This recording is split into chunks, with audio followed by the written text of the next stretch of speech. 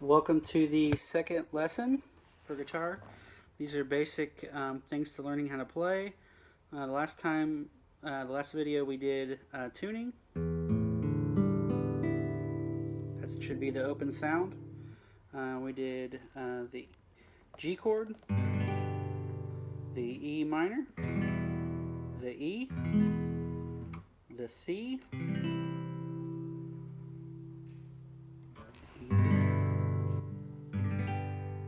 and now I will show you the D. And so you take your middle finger and put it on the second fret of the first string.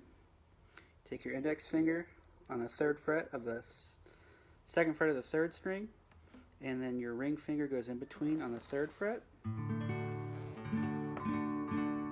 then some people find it easier to play like this.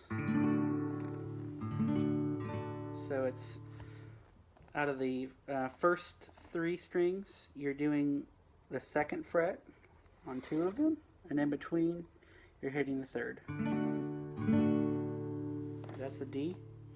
And an A, so with an A you think of the E minor, but you move down and then you add your ring finger. So it's three strings all on the second fret. Now if it's easier, you could play it like this, just like the D formation. Okay, so another way to play an A is to just bar the strings, but you want to block the bottom. Okay, it's the same. And then an A also leads to an A minor, which is a very common chord in music. Which an A minor is exactly like an E, but you move down.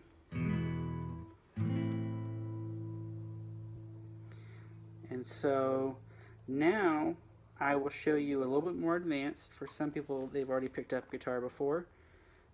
You're going to put the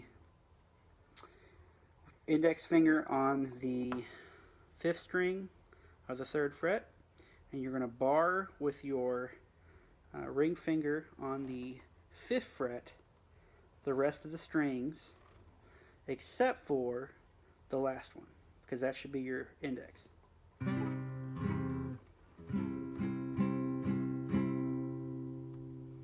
And that is the same as this regular C, but that's the power chord. And the reason why I showed you that is because of the B and the B minor. Some people play it like this.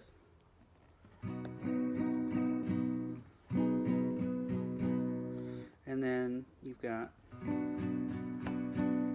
so you're barring all the strings but the top one, and then you're placing these here and this here, and that's a power chord, so it's a little bit more advanced. You'll learn that later, but that leads you to the F. So it's the same positioning, you're just going to move over one and up one.